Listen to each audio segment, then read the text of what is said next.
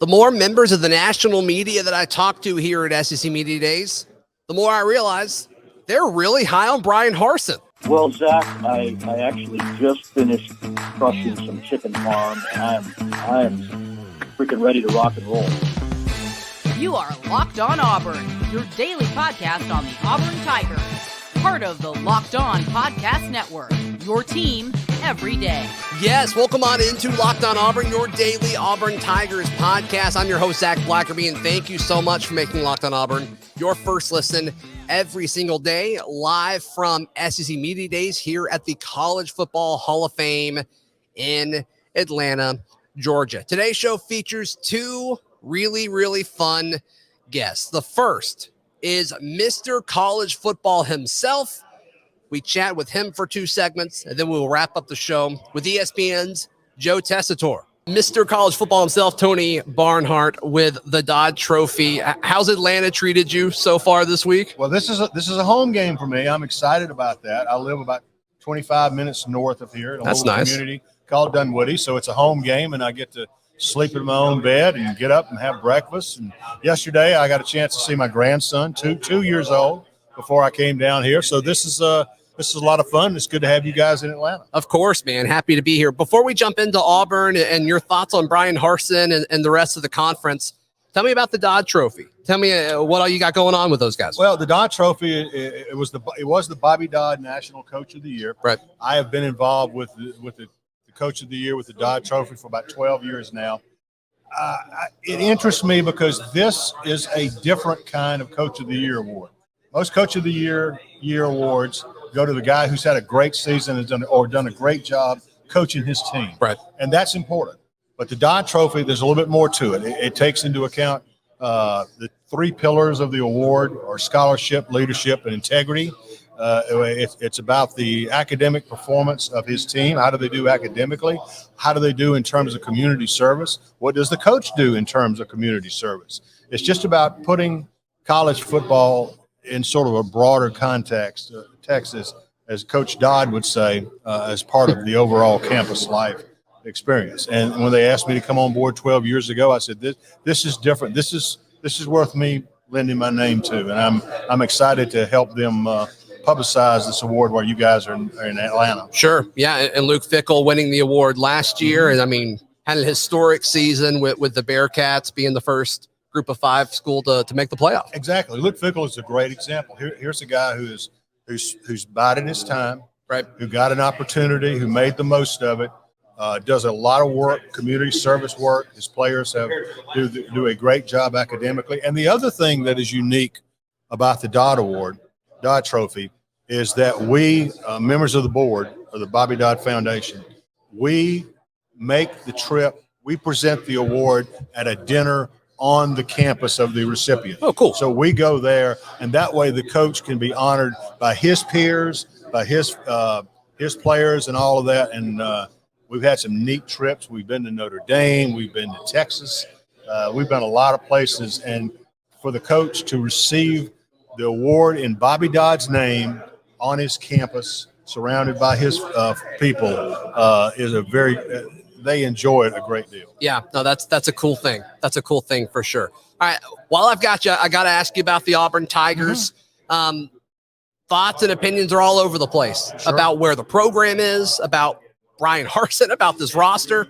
Let's start with the roster. I mean, do you think this Auburn Tigers roster is able to compete in the SEC? I think the roster is there. You know, just do me a favor and keep Tank Bigsby healthy. Mm-hmm. Do that for me. Mm-hmm. Give me a little more consistent play at quarterback. Okay. Do that for me. And if you do those 2 things, I think you can be there. But by the way, have you looked at the schedule? It's brutal. Okay. I mean, it's obviously you play everybody in the SEC West. You always do that. Sure. And you always have to play Georgia. Right. And by the way, did you happen to notice that Penn State was going to come visit you? Yeah. And when you thank goodness you get Missouri in there. Auburn's going to be I think Auburn's going to be a better team than they were last year. Mm-hmm. If the quarterback's a little more consistent and Tank Bigsby stays healthy. But man, the schedule just absolutely brutal. So it's hard to see I think they'll be better. Yeah. But will they be better from a record standpoint? I don't know. It's tough. It's tough. And like the most unwinnable games, the biggest reach, Bama and Georgia, they're on the road, which is nice.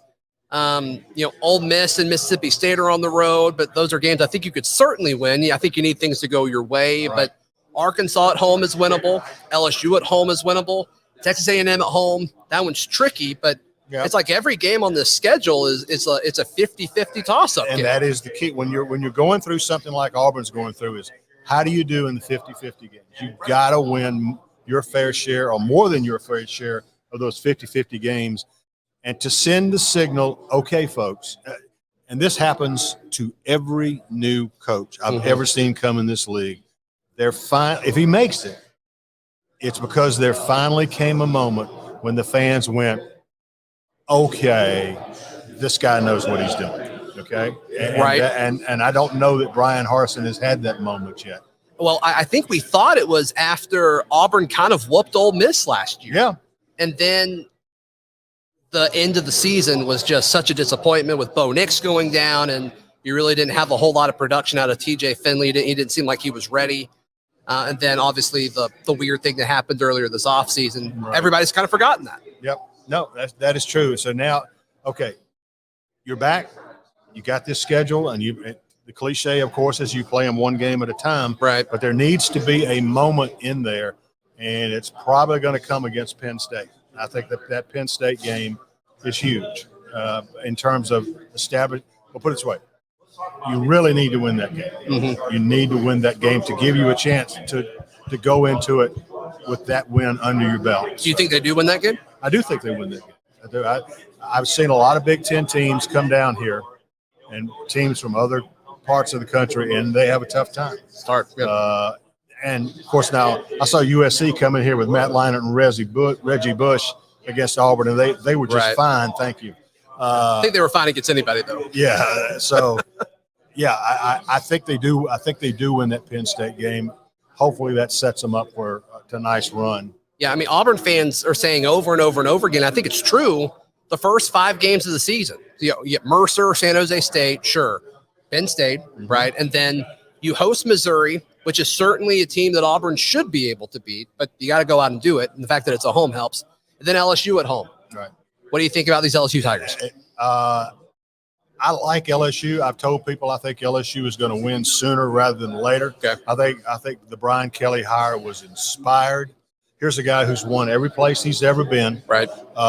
Winningest coach in the history of Notre Dame. That's got to count for something, I would think. Yeah. And he's done it. He's done it everywhere. He's more of a CEO kind of coach who will run a very, very tight ship. And just from talking to him yesterday, it is clear how excited he is. Because quite honestly, my friends at Notre Dame are not going to be happy to hear me say this. This year at LSU will be the most talented roster that Brian Kelly's ever had. Even the teams that went to the college football playoff were talented. But listen, LSU's problems was never about players. Structure. It was structure and having the right coach to keep them out of the ditch. Wow. And that happened. And when Joe Burrow left town and all those other guys left town, they lost their way. Right. And that's a big part of coaching. So what, this will be week 5 of the season when they go to Jordan-Hare Stadium. Do you think Brian Kelly's vision or what he wants this team to be will be in place by then? I think it will be pretty close. The question is what happens at quarterback. Does Miles Brennan, who was going to be the guy last year until he got hurt, does Miles Brennan end up being the guy? Because Brennan is in about his 9th year of eligibility. And his 9th quarterback battle, by the way. Right. And by the way, and he was going to be the guy, and then this guy named Joe Burrow came in and said, well, this guy's pretty good. Yeah, that worked out. So right. if they're getting good play at quarterback, that's a game I think LSU can win. Sure. What do you think about the Mississippi schools? A lot of folks have Auburn losing both of those games. I don't know necessarily how good Auburn's going to be on the road this year. Right. But Ole Miss is a team I'm a little I'm not buying it. I'm just not buying the energy behind the program right now. I just don't. If Jackson Dart from USC ends Great up being name. what we think he is, we'll see. Yeah, right. We'll see. You lose.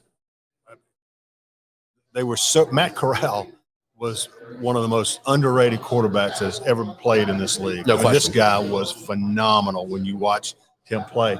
And does Dart coming in? Do they bring somebody else? I don't know. Ole Miss still can't run the ball when they got to run the ball to put games away. So I think that is an issue. Mississippi State. Think about this. They returned 17 starters and a quarterback that led the SEC in passing. And they're not getting a whole lot of love, and really it's because of the schedule. Mm-hmm. Their crossover games are Georgia and Kentucky. It's tough. And I go along with the SEC West. So, I think both of those games are winnable for Auburn. All right, we'll continue our conversation with Mr. College Football and get his thoughts on Bryan Harsin and what he needs to do moving forward in 2022. But today's show is brought to you by our friends at Built Bar. Built Bar is the best tasting protein bar on the planet. You can check out their newest flavor. It's not really a new flavor, but it's in a new form. The coconut brownie chunk Built Bar was extremely popular, and they're like, let's make this into a puff. And so now it's that great flavor mixed in with protein-filled, marshmallowy goodness. Are you kidding me? Very high in protein, very low in calories. What's not to like about it? You can check it out and all their other products at Built.com. Use promo code LOCKED15 to get 15% off your order. That is promo code LOCKED15 for 15% off at Built.com. Tony, where are you with Bryan Harsin? What were your original thoughts when he was hired? And now what are they a year later? Love the hire. Okay. Love the hire. The guy saw what he did at Boise State when he replaced Chris Peterson. I just thought the guy was a very good coach, and he had proven it.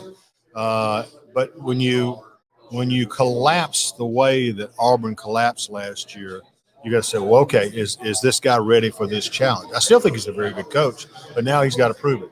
Now a good coach at some point is going to win a game they're not supposed to win. Sure. And that's because he prepares his team at a very high level. I think Bryan Harsin, I still think he's a good football coach, but he's still got to have that show me moment, that prove it to me moment. And maybe that comes against Penn State. Maybe that, if they could start 5-0, then maybe everybody will calm down a little bit. Yeah, I mean, just from a confidence standpoint, I mean, if you can beat Penn State and LSU, you got to think you can beat Ole Miss. You got to think you can beat Mississippi State and Arkansas, right? And so all of a sudden, it's like if you're 5-0, can this team go 8-4, 9-3, and that all of a sudden you're on the national radar? Well, and you look at it, so look, the only teams that we're going to play where we are, Auburn would never say this, but I'd say this: the only teams they're going to play where they're clearly outmanned, Georgia and more Bama. talent, is Georgia and Alabama, right? And you know what? Georgia and Alabama's got more talent than anybody else. Is Texas A&M close to that yet? They're close, but they're not there. I'm not.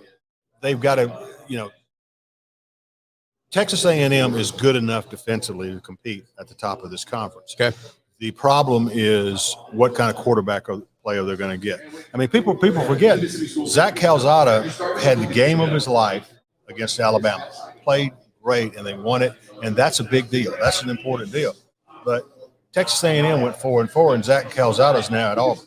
Okay, and Texas A&M, is it Haynes King? They've got a freshman they like a lot? If Haynes King can give them consistent performance, I think they can be there. The big question is not only quarterback, but it's Isaiah Spiller. Isaiah Spiller is a great football player, and they will miss his versatility. Sure, right. Is Tank Bigsby, in your mind, the best running back in the SEC, or do you think somebody's better than him? I love Tank. I just love everything that he does. What do you like about him specifically? Well, he gives you that combination of speed and power. I like running backs that can break tackles and get yards after contact. I think that's extremely important. And Tank does that. And he's a guy, if you have to give it to him 30 times a game, he can do that. Yeah. And so I like him a lot. I wasn't real happy when he ran out of bounds against Alabama. I was screaming at the television.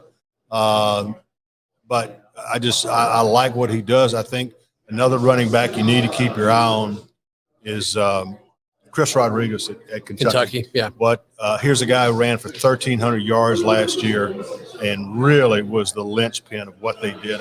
Even though Will Levis is back and he's great and he had a great receiver in Wan'Dale Robinson, Kentucky won 10 games because they were able to run the football when they wanted to run the football. Yeah. And that is the key in this conference, closing out games. Tony, reasonable expectations for Auburn fans going into this season as far as record. What do you think that should be? 7-5, 8-4. I think that's where I think that's where they are. Okay. Now, if they beat somebody they're not supposed to beat, if they beat a Georgia or something like that, but I think 8 and to be realistic, I think 8-4 is about the ceiling. Okay. All right, Tony. Thank you so much for your time, man. Really, really appreciate it. And I hope the rest of your media days are great. Okay, good to see you. Great stuff there. We'll jump into our conversation with Joe Tessitore in just a moment. I want to tell you about the Locked On Auburn Discord. The link to join the Locked On Auburn Discord is in the episode description down below. A lot of fun offseason chatter. And as fall camp is right around the corner, you'll want to be there for all of the latest news, scoop, and good. It's totally free. No reason not to check it out. We're joined now here on Locked On Auburn by ESPN's Joe Tessitore. And Joe, folks are all over the place about these Auburn Tigers, about Bryan Harsin opinions, talking about their upside. And some folks don't think they're going to be any good at all. Where are you when talking about these Auburn Tigers? Well, I'll tell you the one thing is I've known Bryan Harsin since about 2007 when he was a young ascendant assistant coach at Boise State. And I believe in him. I know he knows how to coach football. Yeah. He absolutely knows how to coach football. So all the drama of the late season into winter and that 1 week of soap opera chaos, I completely dismiss. Okay. If he's on the sideline, he's getting the team prepared to play. Now he's playing a hell of a schedule. And it's really, really tough to go out week in and week out.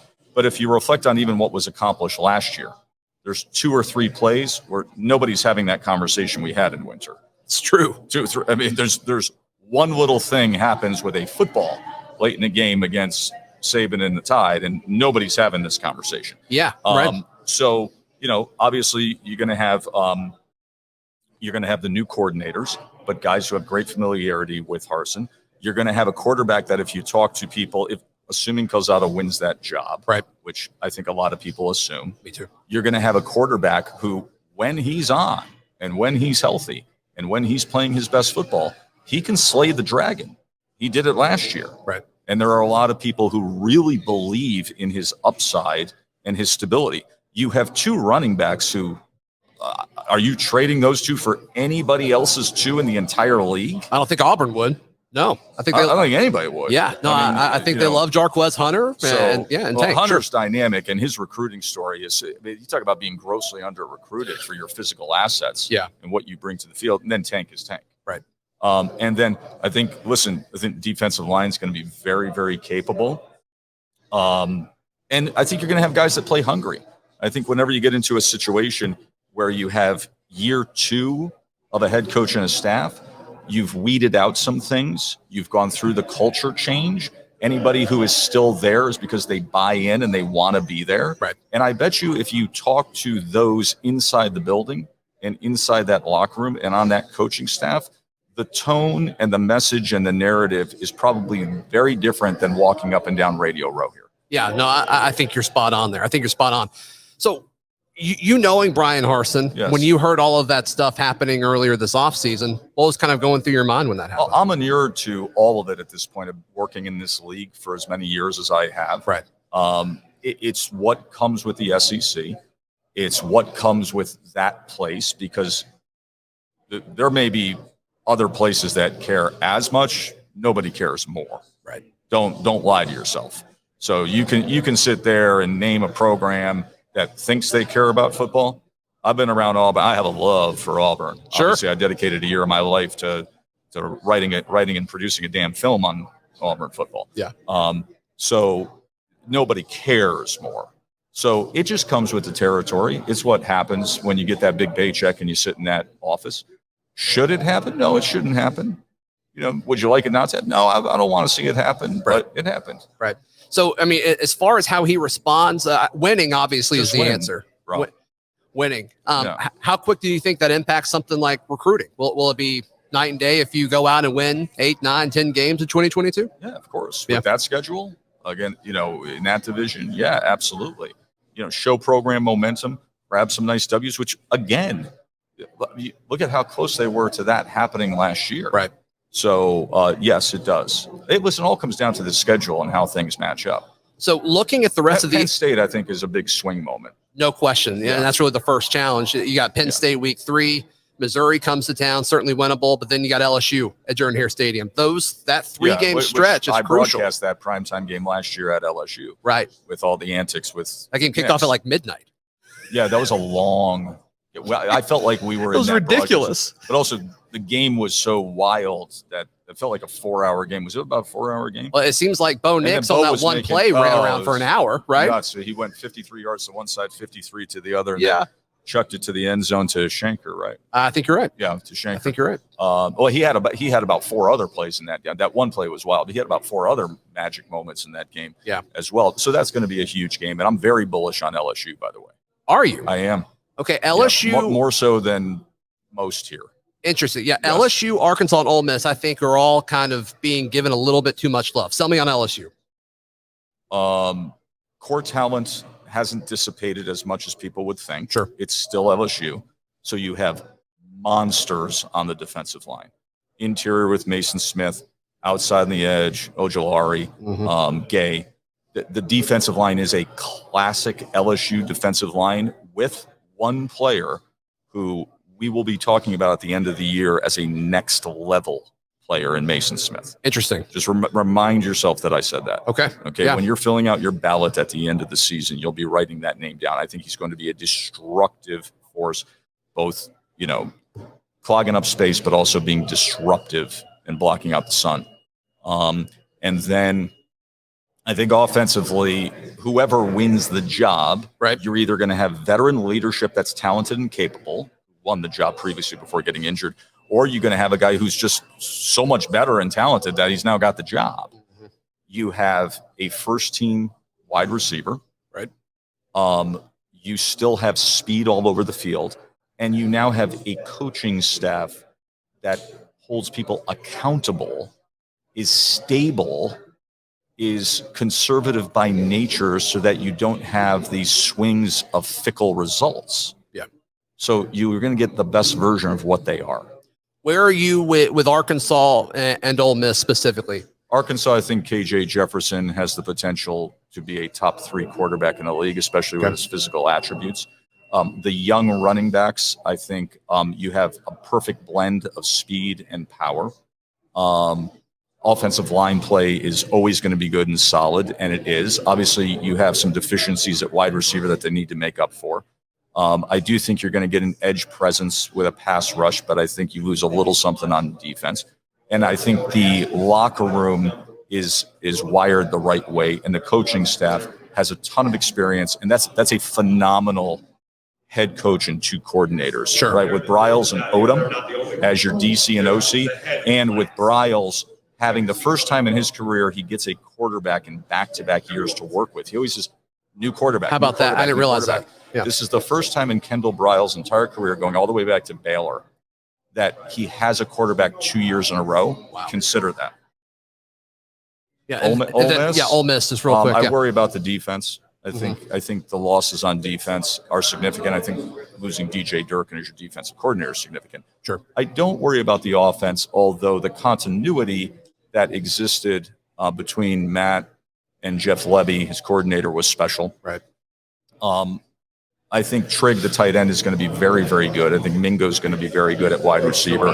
They lost a lot at running back, but you get in transfers who are incredibly talented. Zach Evans is a next-level player. Ulysses Bennett is very productive. And then, we got to see who wins the job, but I think Jackson Dart will, and they're still going to be a good offense. Sure. And then last question. A couple below the other 2 that we discussed, though. Sure. Last question, Joe, and really appreciate your time. So the reasonable expectations for Auburn fans going into 2022 as far as wins and losses. Go through the schedule with me. I'll rip it off in 10 seconds. Okay. So this say the schedule and we'll get through. Yeah. So Mercer is first. Yeah, win. The other one's like San Jose State. Win. Penn State. See, I think that's a win. Okay. Yeah.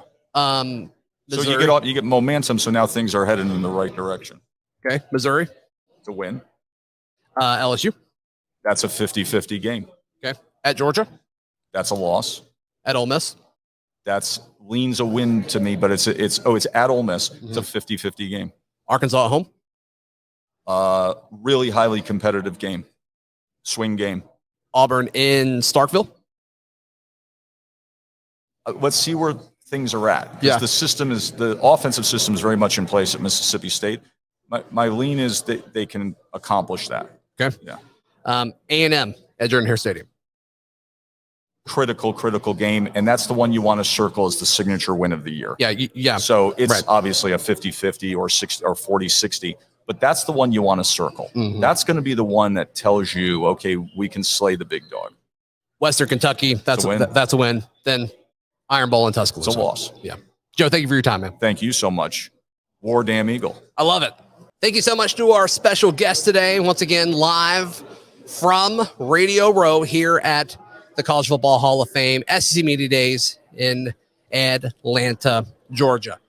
We'll be back tomorrow, and we'll kind of preview what exactly to expect from Bryan Harsin, Tank Bigsby, John Samuel Shanker, and Derek Hall, as well as the latest news happening here at SEC Media Days. Thank you guys so much for tuning in, and we'll see you tomorrow right here on Locked On Auburn.